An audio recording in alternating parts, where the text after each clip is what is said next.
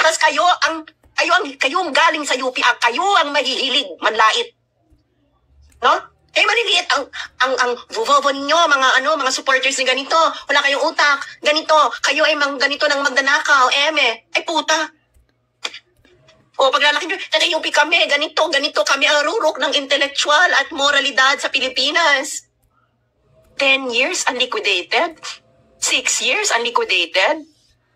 31.3 million? Tapos yung isang 1.9 billion? Ayan, i-download nyo. Nilagay ko na sa Google Drive ko, baka tanggalin nila yan sa COA. Pero mag-download nyo rin yung sa COA, no? Punta kayo ron, 2021 COA Audit Report Observations ng University of the Philippine System. Kaya ito, i-share nyo ito sa mga anak ninyo. Lalo na yung mga noisy, no? May mga kamag-anak kayong nag-aaral sa UP na feeling nila sila na pinakamalinis na budhi sa Pilipinas, no? Ako? 1.9 billion, ba't ayaw mo hanapin? Ayaw hanapin ang 1.9 billion? Diba? 1.9 billion at 31.3 million. 6 years hindi liquidated. Dapat daw pala ang cash advances, Ray, pagkatapos ng taon. Nililiquidate. Pero ito talaga, 10 taon na lumipas. 6 years na lumipas, hindi nyo pa rin niliquidate. Ay, ibang usapan na. Yung mga OFW, mali ang pinasukan yung trabaho. Sinasabi ko na sa inyo, dapat nagtrabaho kayo sa UP. 1.9 billion, walang nabubugbog. Kayo nabubugbog kayo pag hindi rin nakapag-liquidate ng binili yung sibuyas sa supermarket. Di ba? Ano ba to? Dapat, di ba UP defund? Dapat din ba kayong i-defund? Kasi may unliquidated cash kayo ng 1.9 billion. Netherlands. Di ba? Asan na ang 31.3 million? Gusto nyo hanapan ng pera, di ba? Hinahanap din na, dapat hanapin din to. Dahil, dapat hanapin yung 31.3 million saka 1.9 billion. Di ba? Hanapin dapat yan. Ito ang sabi ng COA Audit Report. Di ba? Yan ang sabi ng COA. Bakit? Sabi ni Ray, wakiningin ka ba? Leiden po, Ray. Wakiningin. Ano to, Mami Sheila? Di ba? Ano yan? Hanapin po natin yan. Bago mo hanapin bakit hindi nyo to hanapin muna sa eskwelahan nyo? Eskwelahan nyo to.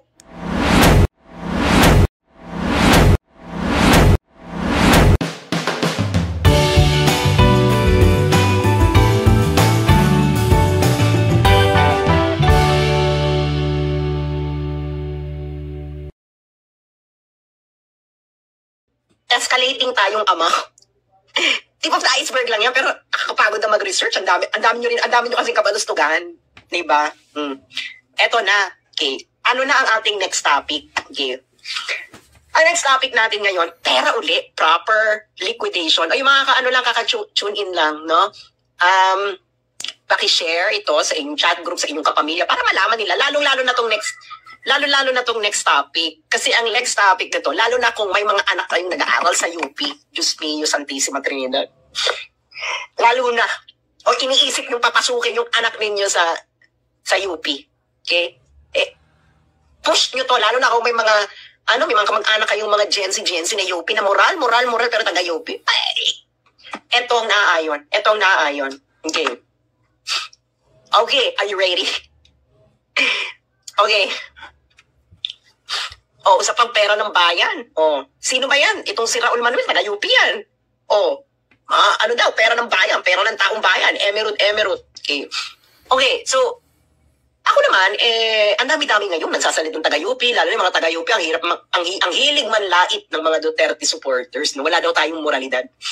Diba? Sila rin yung mahilig maghanap kay Mary Grace Piatos. Sino ba yung si Mary Grace Piatos? Diba? Yung mga tipong, kailangan ang pera ng taong bayan ay fully accounted. Emerald, transparency, accountability.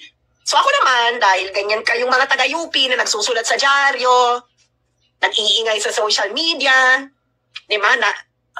Diba? Parang, wow, nakakamangha naman tong mga taga-UP, UP professor, UP graduate, UP politician, UP emerald, diba? So, tininan ko naman ngayon kung ano ba ang practices sa UP dahil baka naman pwede tayong makapulot ng aral. Diba? May napulot na akong aral. Okay, so nakita ko yung 2021 COA Audit Report Observations. ng University of the Philippines System. Again, magda-download nyo to sa website ng COA, no? Puntahan nyo yung audit reports, tapos puntahan yung 2021 State Universities, UP, University of the Philippines System. Para hindi kayo mahirapan, dinownload ko na yung file na yan at nilagay ko sa Google Drive. At tininan ko, no? Baka naman makapulot tayo ng inspiration sa University of the Philippines, di ba? Na ang mga estudyante, guro, graduates, politiko, ay sila ang may pinakamalinis na puso para sa bayan. Okay? Ay! May napulot nga akong aral. Actually, gusto ko itong matutunan, ha? Gusto ko itong matutunan. Okay. Ito ang gusto ko talagang ma-master, eh. Kaya nga, parang feeling ko gusto ko lumipat ng UP. Sabi sa COA Audit Report ng University of the Philippines System 2021 ito, prior and current years cash advances and receivables totaling 31,359,669.41 and 1,938,993,040 and 69 cents respectively remained unliquidated for over 10 years and 6 years respectively as at year-end, contrary to Section 89 of PD number 1445, item 5.1 of COA Circular numbers 97-002, 2007-001, and 94-013. Okay, may pinaliwanag ang COA. Section 89 of PD number 1445 provides that no cash advance shall be given unless for a legally authorized specific purpose. A cash advance shall be reported on and liquidated as soon as the purpose for which it was given has been served. No additional cash advance shall be allowed to any official or employee unless the previous cash advance given to him is first settled or a proper accounting thereof is made. Okay, so dapat daw, ang cash advances, ayon sa batas, ang cash advances daw mga mare, ito natutunan ko dito, moral lesson to, moral of the story, ang cash advances daw dapat pagkatapos ng taon fully liquidated. Yan daw ang batas. Pero gusto kong matutunan sa UP, sa mga estudyante nyo dyang noisy, na parang feeling mo sila na ang rurok ng intellectual at moral evolution sa bansa. Kayong mga guru dyang profesor, at ang kala ninyo, gusto kong matutunan to, paano ba ito, na for over 10 years, ay meron kayong 31.3 million na unliquidated na cash advance. Eh putang ina. For over 10 years, 31.3 million, hindi yun na-liquidate. Tapos, for over 6 years, cash receivables, 1.9 billion, hindi yun ni-liquidate. Cash advances and receivables. Ito na nga bang sinasabi ko eh. Ito na nga bang sinasabi ko sa inyong mga OFW. Makinig kayong mga OFW. Kayong mga OFW, hindi lang kayo makapag-liquidate ng 1 Hong Kong dollars or 50 cents, bubugbugin na kayo ng amo ninyo. Ito lang sinasabi ko sa inyo, mali ang pinasukan ninyong trabaho. Dapat pumasok kayo, magtrabaho kayo sa UP. Pwede pala ito eh. Walang nabibitay? Walang makukulong sa inyo?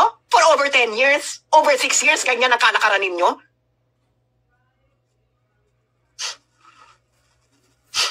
Ano to? Tapos kayo ang galing sa UP, kayo ang mahihilig, manlait.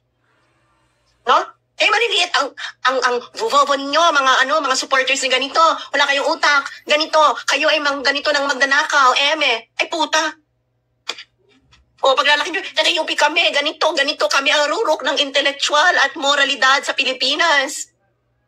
10 years unliquidated? 6 years unliquidated?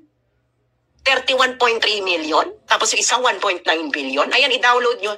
Nilagay ko na sa Google Drive ko, baka tanggalin nila yan sa COA. Pero madadownload nyo rin yung sa COA, no? Punta kayo ron, 2021 COA Audit Report Observations ng University of the Philippines System. Kaya ito, i-share nyo ito sa mga anak ninyo. Lalo na yung mga noisy, no? May mga kamag-anak kayong nag-aaral sa UP na feeling nila sila na pinakamalinis na budhi sa Pilipinas, no? Ano to? Sabi ni Ray Altamirano, putang ina mo rin, di ka naman kasi nakapag-aral dyan. Ay talagang hindi ako nakapag-aral dyan, Ray. Kasi kung ang matututunan ko lang sa UP ay hindi mag-liquidate ng 31.3 million cash at 1.9 billion cash na 6 years na 10 years, wag na lang. Wag na lang ako mag-aral dyan. Kayo. Oh, mumurahin mo ako. Bakit ako mumurahin? Eh, paaralan mo. Ray, diyan ka nag-aral sa UP? Oh, asan yung 31.3 million? Ilabas nyo yan. Asan yung 1.9 billion? Ilabas nyo yan. Oh. Sabi ni Ray, bobo ka kasi siguro kasi di ka nakapasa sa UPCAT. Ray, wala pong pakialam ang buong mundo sa UP. Ako po ay nagtapos sa Netherlands. At yung eskwelahan ko po sa Netherlands ay wala po siyang issue na ganito. Wala po siyang issue ng korupsyon na ganyan. State University din naman sa Netherlands. Diba? Oh. Asan na ang 31.3 million? Oh. Gusto nyo hanapan ng pera, di ba? Hinahanap din na, dapat hanapin din to. Dahil, dapat hanapin yung 31.3 million saka 1.9 billion. Di ba? Hanapin dapat yan. Ito ang sabi ng COA audit report. Di ba? Yan ang sabi ng COA. Bakit? Sabi ni Ray, wakiningin ka ba? Leiden po, Ray. Wakiningin.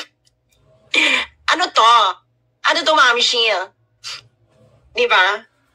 Ano yan? Hanapin po natin yan. Bago mo hanapin sa... Bakit hindi nyo to hanapin muna sa eskwelahan nyo? Eskwelahan nyo to. Oh. Di ba? Takot ba kayo na pag kinalaban ninyo ang pamunuan ng UP, hindi kayo magkaroon ng posisyon dyan? Matanggal ang inyong hindi kami mabigyan ng tenure, aminin na natin. Takot? Oh. 1.9 billion, ba't ayaw mo hanapin? Ayaw hanapin ang 1.9 billion? Diba? 1.9 billion at 31.3 million. 6 years hindi liquidated. Eh dapat daw pala ang cash advances, Ray, pagkatapos ng taon. Nililiquidate. Pero ito talaga, 10 taon na lumipas. 6 years na lumipas, hindi nyo pa rin niliquidate. Ay, ibang usapan na to. Yung mga OFW, mali ang pinasukan yung trabaho. Sinasabi ko na sa inyo, dapat nagtrabaho kayo sa UP. Oh, 1.9 billion, walang nabubugbog. Kayo nabubugbog kayo pag hindi kayo nakapag-liquidate ng binili yung sibuyas sa supermarket. Di ba? Ano ba to? Dapat, yung mga UP, defund. O, dapat din ba kayong i-defund? Kasi may unliquidated cash kayo ng 1.9 billion. Ayan na nga ba? O, Diyos ko, day. Ano na yan? Ano na to? Move on. Diba? I-share nyo to sa mga OFW. Sabihin nyo sa mga anak ninyo. Sa kamag-anak ninyo. Diba? Sabihin nyo yan. 1.9 billion. Can you imagine? Okay. Next tayo. Next. Okay. Ano ba tayo? Diyos ko, pinagpapawisan ako sa perang nawawala. Diba? At pinagpapawisan ako sa mga perang nawawala na ayaw nyo hanapin. Pwede, sabi ko nga, hanapin niyo yung kay Sarah. Pero nga, dapat,